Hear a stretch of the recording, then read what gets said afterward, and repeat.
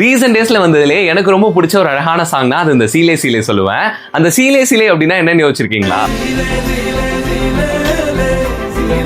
பாட்டுடைய composer Shawn Roldan என்ன சொல்றாரு அப்படின்னா, காற்றே என் வாசல் வந்தாய் பாட்டுல இன்டர்வியூட்ல இந்த சீலேன்ற சொல் வரும். சோ அதை பார்த்து இன்ஸ்பயர் ஆகி தான் இதை வச்சிருக்கேன் அப்படின்ற மாதிரி சொல்றாரு.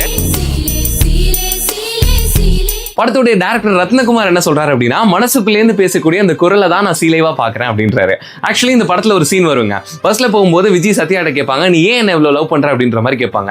அந்த கொஸ்டினுக்கான ஆன்சரை கரெக்டான வார்த்தைகளை எக்ஸ்பிரஸ் பண்ண தெரியாது சத்யாவுக்கு.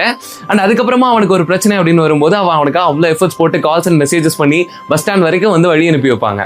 ஸோ அந்த மொமெண்ட் ரொம்ப ஓவர்வெல்மிங்கா இருக்கும் சத்யாக்கு.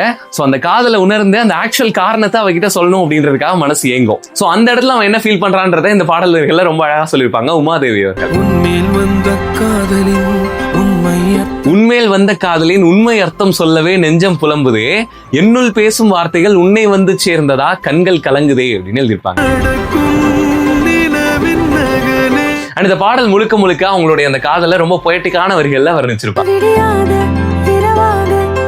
அண்ட் இதுல எனக்கு ரொம்ப பிடிச்ச வரிகள்னா இதுதான். வான் பிறை கூட ஒரு நாளில் விழிமூடி இளைப்பாரும், நம் காதல் ஒளி தீருமா. இதே போல இன்னும் நிறைய இசை சினிமா பத்தி பேசலாம். மறக்காம நம்ம பேஜை ஃபாலோ பண்ணி வச்சுக்கோங்க.